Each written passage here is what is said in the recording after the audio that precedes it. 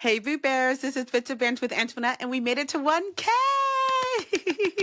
And now we're on our road to 2K! But thank you all for supporting me and following. I really, really appreciate it. And everyone who's new, thank you so much for being here. And if you have not subscribed yet, please subscribe because we are on our road. We're going to be doing more videos, more content, and I'm excited for us, for you, for me, for we, okay? So today we're just going to be talking a little bit about, my cat's like, what? We're going to be talking a little bit about the VMAs, some other stuff with our Love Island crew, as well as as well as Cierra Ortega, just a bit, just like a quick moment for her. Okay. So let's get into it. Okay. Vogue, the best beauty looks at the 2020-25 MTV VMAs. And guess who is on it? All these people. Simone. Ashley Simpson, who does look quite good, in all honesty. She does look quite good. Meg Stalter, I don't know about that. Brittany Stone, she looks pretty, okay. Ah!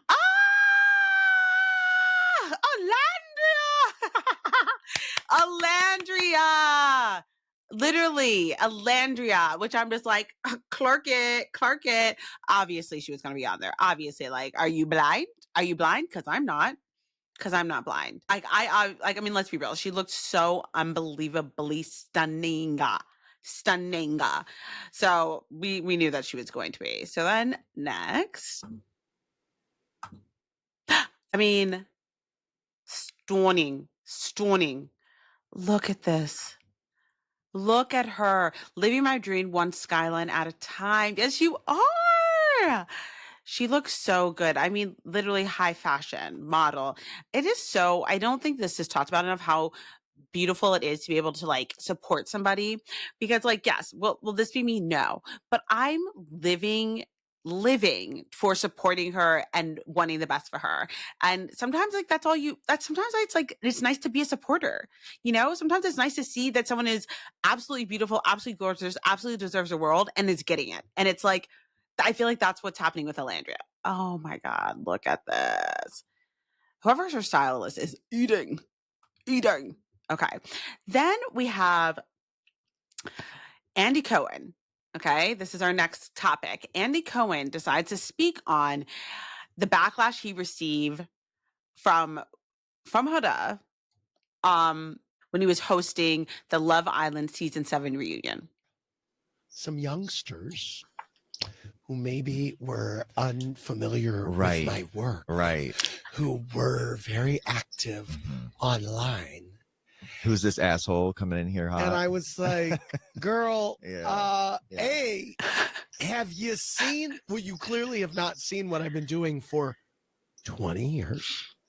And second of all, when you go on a reality show about having, finding love, and then you go on a reunion for that show, I, as the host of the show, am going to ask about not only your time on the show, but your love life, your personal life, general. Yeah. Yes, that is what I would call questions that are appropriate for 100, Alex.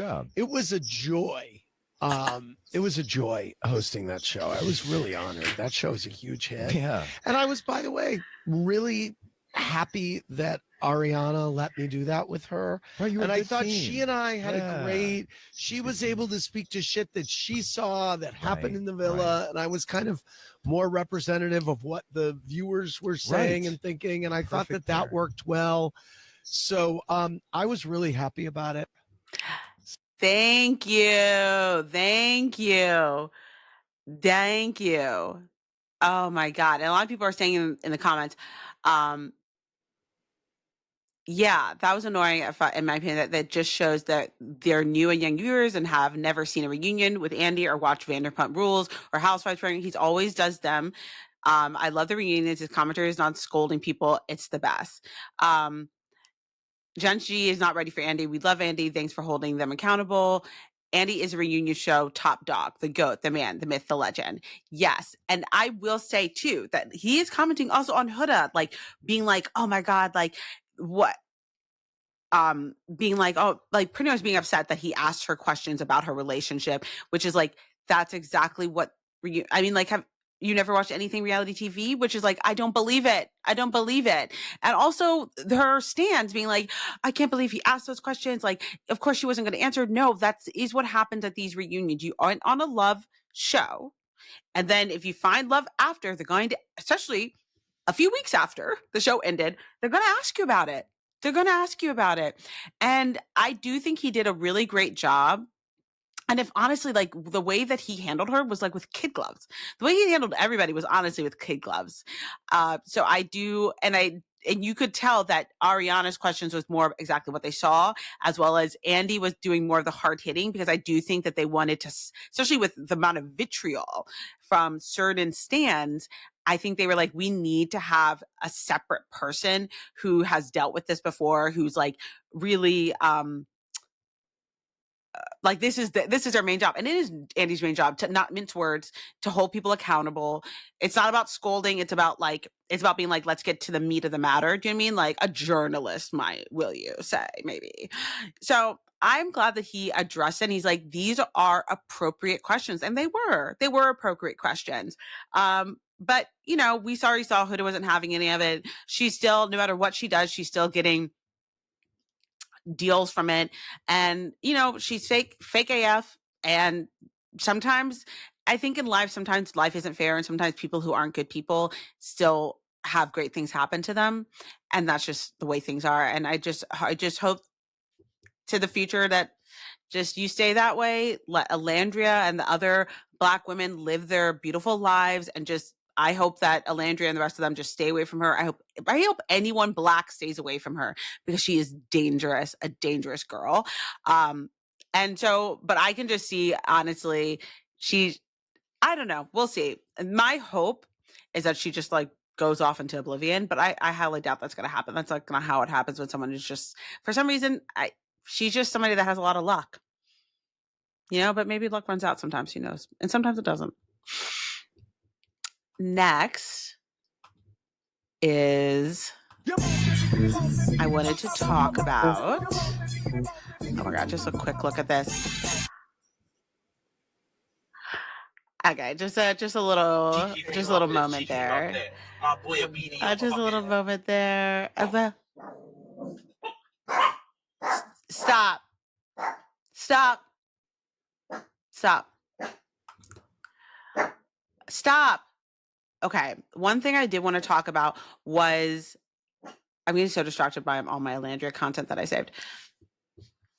Okay, one thing I want to talk about was Cierra. So on Too Hot Tea, they made a post about, oops, Cierra was caught liking Nick's latest Instagram post.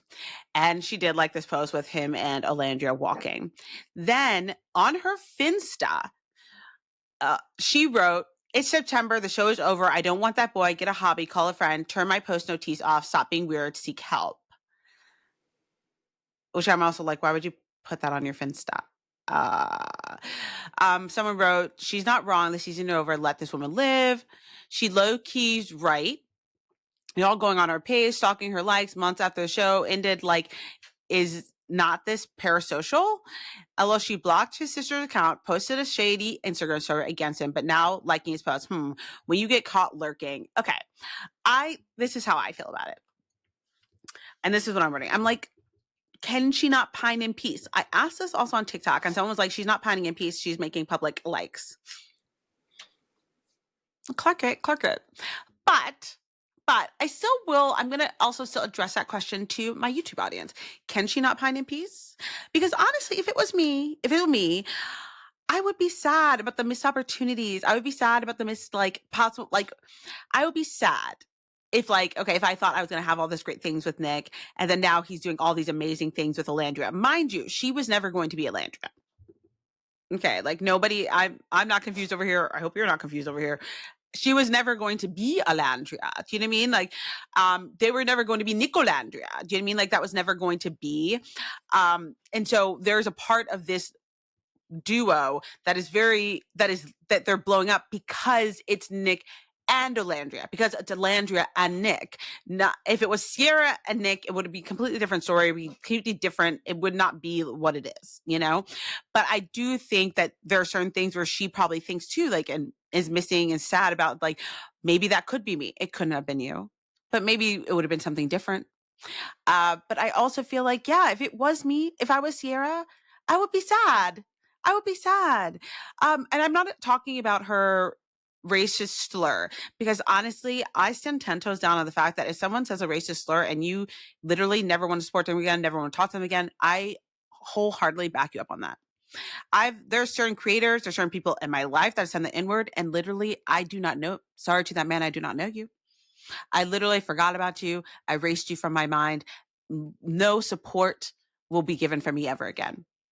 And I believe that you don't need to forgive that. I believe you don't need to forgive it. So this has nothing to do with that.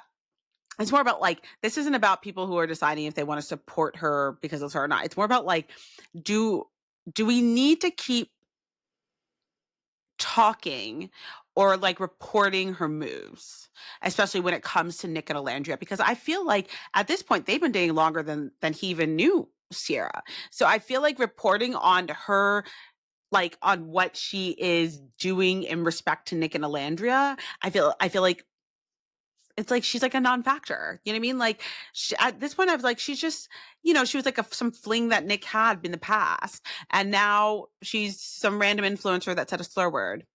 Like so many in the past have, sadly. But so now I'm just like, whatever about her.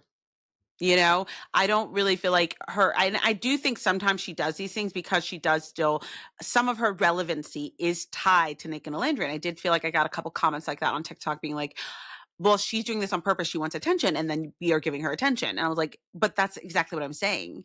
Like, continuously being like, oh, she liked Nick's thing. She knows that people are going to see that.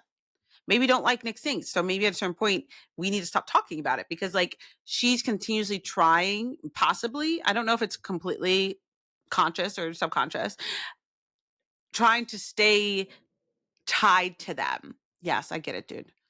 Trying to stay tied to them. And we don't need that, right? We don't need that. Olandria doesn't need that. So there's that. Those are my 2 cents, but I want to hear from you. Can she not pine in peace? Can we not just ignore that was a stage at this point, and, like, she can like what she likes, whatever, let's move on. It doesn't need to be news. I'm genuinely asking. I genuinely want to hear from you. Okay. But that's it for me today. Or maybe not today. I'll probably be back on later. I can't stay away from you guys. But that's it for this video. So we are on a road to 2K. If you haven't subscribed yet, please subscribe and hit that notification bell on top or the bottom, wherever it is for you. You really don't want to miss this Bits of Banter from me. Okay. I love these little chats of ours. Love you, mean it. Bye.